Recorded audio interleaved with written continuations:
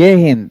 दोस्तों, एडजेक्टिव एक ऐसा वर्ड जो नाउन को डिफाइन करता है, उसकी खूबसूरती को बताता है, उसकी बदसूरती को बारे में बात करता है, उसके शेप के बारे में, साइज के बारे में, एज, कलर, ओरिजिन के बारे में बात करता है, नाउन की संख्या और मात्रा और पहचान के बारे में बात करता है। तो ये इतने सारे जो स्वरूप हैं एडजेक्टिव के, जो नाउन को डिफाइन करता है, परिभाषित करता है, तो हमें इसको सही क्रम में रखने के लिए एक प्रॉपर ऑर्डर भी फॉलो करना पड़ता है, जो हम सीखेंगे। देखिए, अगर किसी नाउन को डिफाइन करना है और उसके बारे में 2-3 गुणों को बताना है, 4-5 गुणों को बताना है, तो उसके लिए सही क्रम में रखना है ताकि हम ग्रामेटिकली बिल्कुल सही रखें। तो उसका सही क्रम क्या होगा, इस रॉयल ऑर्डर को जानने की आज हम प्रयास करते हैं। देखिए, सबसे पहले है कि नाउन का संख्या और मात्रा जो बताता है, पहचान बताता है, वो होता है हमारा डिटरमिनर। तो सबसे पहले हम यहाँ पे रखेंगे डिटरमिनर, यानी कि नंबर, यानी संख्या और मात्रा, इन दोनों में से कोई एक ही बताएंगे। तो ये जो नंबर है, तो कोई भी नंबर जैसे सम है, मेनी है, फ्यू है, इनका प्रयोग कर रहे हैं, या डिटरमिनर माई, योर, हिज या द का प्रयोग कर रहे हैं, तो इनको हम पहले रखेंगे। तो संख्या बताने वाला पहले आएगा, जैसे ए एंड द, इन्हीं का प्रयोग हम सबसे पहले करते हैं। फिर उसके बाद आता है ओपिनियन बताने वाला। तो ओपिनियन बताने वाला जो वर्ड होता है ना, जैसे किसी के बारे में हम बता रहे हैं कि अच्छा है, बुरा है, एक्सेलेंट है, ऑप्टिमल है, डेसिमल है, इंटरेस्टिंग है, बैड है, गुड है, जैसा है, मतलब ओपिनियन जिससे हमें पता चल रहा है कि राइटर का ओपिनियन पॉजिटिव है कि नेगेटिव है, ऐसे समझ लीजिए, ऑप्टिमिस्टिक है कि पेसिमिस्टिक है। तो ओपिनियन भी दो तरह का होता है। एक होता है जनरल ओपिनियन। जनरल ओपिनियन बताने वाले एडजेक्टिव किसी के लिए प्रयोग कर सकते हैं और स्पेसिफिक सबके लिए नहीं कर सकते। जैसे गुड है, तो गुड का प्रयोग हम व्यक्ति, वस्तु, जानवर सबके लिए कर सकते हैं। लेकिन यहीं पर अगर हम बात करते हैं कि यह डिलीशियस है या टेस्टी है, तो डिलीशियस या टेस्टी का प्रयोग हम स्पेसिफिकली फूड के लिए कर सकते हैं, लंच, डिनर, ब्रेकफास्ट के लिए कर सकते हैं। सही है ना।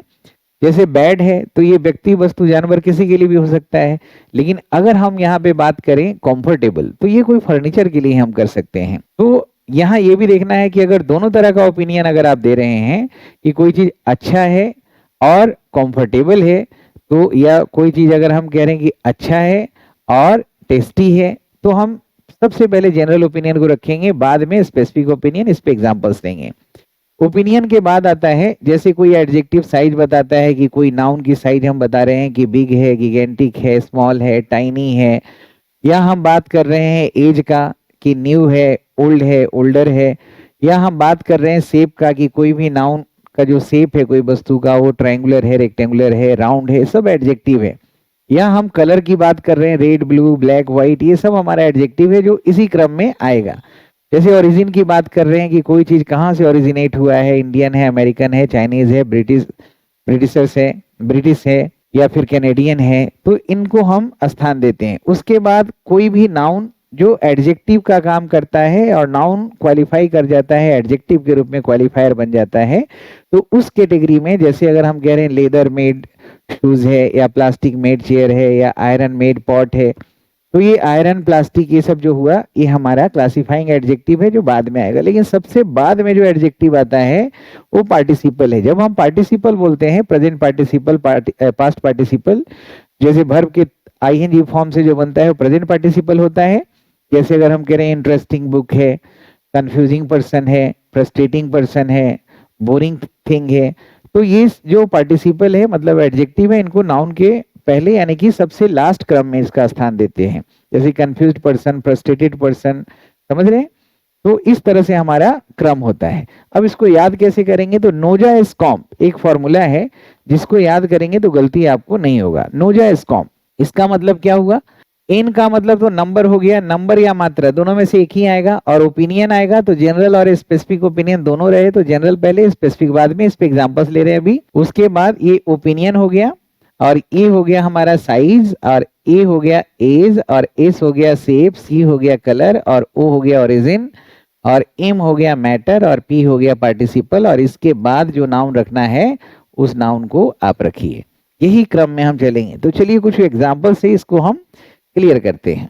अब देखिए, इस वाक्य में यह एक खराब असुविधाजनक कुर्सी थी, तो यहाँ पे दो एडजेक्टिव का प्रयोग हुआ है चेयर के लिए। ये जो चेयर नाउन है, इसके लिए हमने दो एडजेक्टिव का प्रयोग किया है, नेस्टी और अनकंफर्टेबल।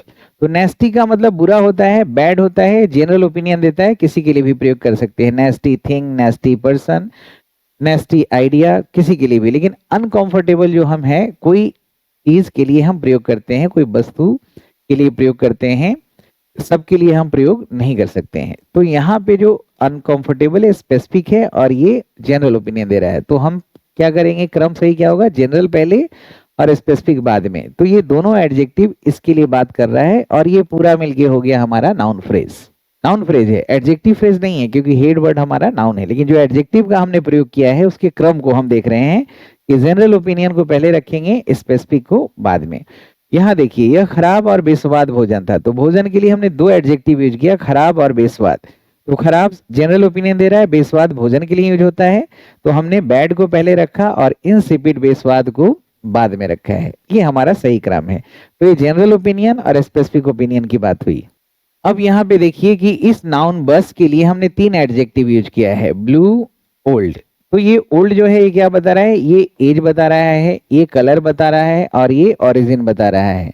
तो हमने नोजा स्कॉम जो पढ़ा है उसके हिसाब से सही है, एज, कलर, ओरिजिन, ये तीन एडजेक्टिव का प्रयोग किया है और नोजा स्कॉम के ऑर्डर के हिसाब से बिल्कुल सही है।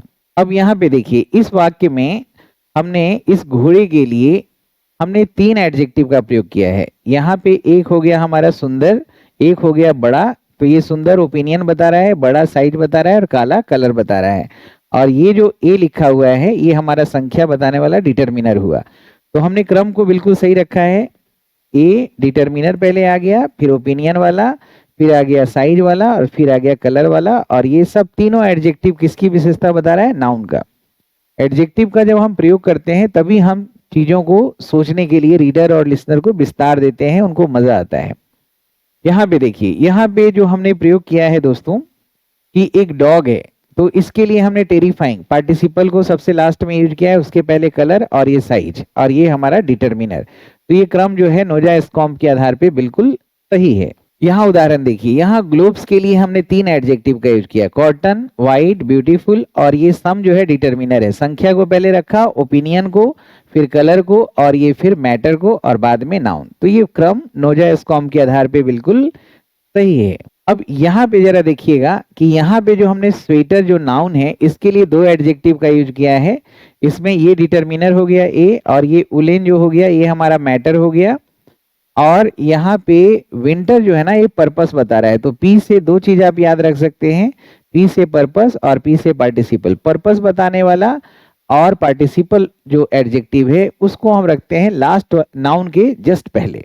तो ये हमारा बिल्कुल सही है। और ये वैसे तो नाउन होता है विंटर, समर, ऑटम, लेकिन यहाँ पे इसको हम बोलेंगे क्लासीफाइंग एडजेक्टिव, यानी मोर विंटर या लेस विंटर या मोस्ट विंटर नहीं हो सकता है। क्लासीफाइंग डिग्री नहीं, क्लास या कैटेगरी को बताता है। अब इस वाक्य में देखिए, प्लेट्स के लिए हमने कितने एडजेक्टिव यूज किया है, प्लास्टिक, मैटर है, कलर है, साइज है और ये संख्या है। तो संख्या वाला नंबर तो नोजा स्कोप में एन पहले आएगा, ये साइज हो गया, कलर हो गया और ये मैटर हो गया। और ये चारों चीज मिलके प्लेट्स के बारे में विस्तृत जानकारी दे रहा है। यहाँ पे देखिए दोस्तों, यहाँ पे ऑर्नामेंट्स जो नाउन है इसके लिए हमने पास्ट पार्टिसिपल, उसके पहले मैटर, उसके पहले साइज और ये ओपिनियन, ये सब का यूज हमने किया है। और ये अलॉट ऑफ जो है ना ये संख्या बता रहा है, नंबर बताने वाला डिटरमिनर है। तो इसको हमने सबसे पहले रखा है, यानी कि है तो सारा एडजेक्टिव लेकिन कोई संख्या बता रहा है, कोई ओपिनियन, कोई साइज, कोई मैटर और कोई पार्टिसिपल। और ये सब मिलके पूरा डिटेल में सही जानकारी दे रहा है, पूरा कंप्लीट पिक्चर प्रेजेंट कर रहा है। अब देखिए यहाँ पे जो नाउन है हैट, अब हैट के लिए हमने क्या यूज किया, फर, मैटर हुआ, थिक क्या हुआ, साइज और योर क्या हो गया, ये हमारा पहचान बताने वाला डिटरमिनर। यानी ये तीन एडजेक्टिव का हमने प्रयोग किया है और तीनों का क्रम बिल्कुल सही रखा था। देखते हैं ना, तो कोई भी नाउन के बारे में बताने के लिए दो तीन एडजेक्टिव का यहाँ प्रयोग करें। जैसे बुलडॉग नाउन है तो कलर वाला और ये साइज वाला और ओपिनियन वाला और ये डिटरमिनर हो गया, नंबर बताने वाला। तो ये सब का क्रम जो है नोजा स्कॉम के आधार पे बिल्कुल सही रखा गया है। ठीक है, तो मुझे उम्मीद है कि आपने बहुत अच्छे से एडजेक्टिव के ऑर्डर को समझा होगा। नोजा स्कॉम याद रखिएगा, ये एक्रोनेम याद रखना बहुत आसान है। दोस्तों, श्याम शर्मा क्लासेस जो ऐप है आपका, श्याम शर्मा लर्निंग ऐप, ये एक ऐसा ऐप है जिसमें इंग्लिश से संबंधित जितने भी आपकी रिक्वायरमेंट होती है, सारी रिक्वायरमेंट को पूरा करता है, चाहे आपका ग्रामर का रिक्वायरमेंट हो, वोकेबलरी का, रिटन का, ट्रांसलेशन का, न्यूज़पेपर का, सारा समस्या का समाधान यहाँ पे बिल्कुल ऑथेंटिक तरीके से और पूरा डिटेल में किया जाता है। तो कहीं पे भी इंग्लिश पढ़ना है, आपको बेहतर जो प्लेटफॉर्म आपको मिल रहा है वो श्याम शर्मा लर्निंग ऐप आपको प्रोवाइड करता है बुक्स के साथ। चाहे पूरा पार्ट्स ऑफ स्पीच का ट्रांसलेशन पढ़ना है, पूरे पार्ट्स ऑफ स्पीच यानी कि टोटल 20 टॉपिक्स उठाए गए हैं, जिसमें noun, pronoun, verb, adjective, preposition, adverbial, cleft, preposition, articles, सबका ट्रांसलेशन हिंदी से इंग्लिश में आपको पूरे पार्ट्स ऑफ स्पीच का और अदर डिवाइसेस का इस ट्रांसलेशन कोर्स में बताया गया है। इसको आप जरूर पढ़िए रिकॉर्डेड, ये 1000 में आपको मिलेगा 1 साल के लिए। इसके बाद ये जो रिटन इंग्लिश कोर्स है, ये कमाल का कोर्स है। इसमें आपको इतना आसान कर देंगे अंग्रेजी लिखना कि दुनिया के हर एक टॉपिक पे सही शब्दों का प्रयोग करते हुए, सही ग्रामर का प्रयोग करते हुए और पिक्चर प्रेजेंटेशन के साथ कि सारी चीजें दिमाग में अच्छे से रहे और स्वतः। और इस क्लास की खूबसूरती ये है कि 2-4 क्लास करने के बाद ही आप स्वतः अंग्रेजी बेहतर तरीके से लिखना शुरू कर देंगे पूरे कॉन्फिडेंस के साथ। ये स्पोकन इंग्लिश कोर्स बहुत स्पेशल है दोस्तों। इसमें जो हम आपको बता रहे हैं कि एकदम सही फ्लुएंसी, सही शब्दों के साथ और बड़ा कम समय में कैसे प्राप्त करें। तो रोज ये रिटन क्लास और स्पोकन क्लास लाइव चल रहा है साथ साथ। वोकेबलरी बिल्डिंग कोर्स की जरूरत बहुत ज्यादा थी, तो वोकेबलरी बिल्डिंग में 10 टॉपिक को रखा गया है और 10 वोकेबलरी के टॉपिक, चाहे synonym, antonym, confusing words, phrasal verb, idiom phrases, one word substitution, root words, figure of speech, formation of words, सारे वर्ड्स को बहुत डिटेल में आप पढ़ सकते हैं। रिकॉर्डेड क्लास है 1000 का।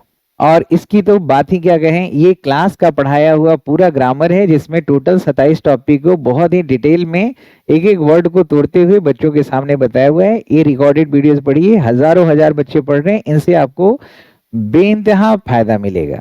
और ये 8 बुक्स, ये जो 8 बुक्स मैं आपको दे रहा हूँ, ये जबरदस्त है, जो आपको कंप्लीट सॉल्यूशन देता है, ग्रामर और एडवांस वर्ड बूस्टर। इसके अलावा ये 8 बुक्स 2000 का मिल रहा है, जिसमें रिटेन, आपका रीडिंग, आपका fill in the blank, sentence improvement, voice narration, सारा कुछ है। और कुछ भी ना हो तो आपको ये इंग्लिश ग्रामर की किताब तो आपको मंगानी ही मंगानी चाहिए। उम्मीद है दोस्तों एडजेक्टिव के ऑर्डर्स को आपने बहुत अच्छे से समझा होगा। इसी तरह से और इंटरेस्टिंग क्लास मैं जल्दी आपको दूंगा। अपना ख्याल रखेंगे, हंसते रहेंगे, मुस्कुराते रहेंगे। जय हिंद, जय भारत।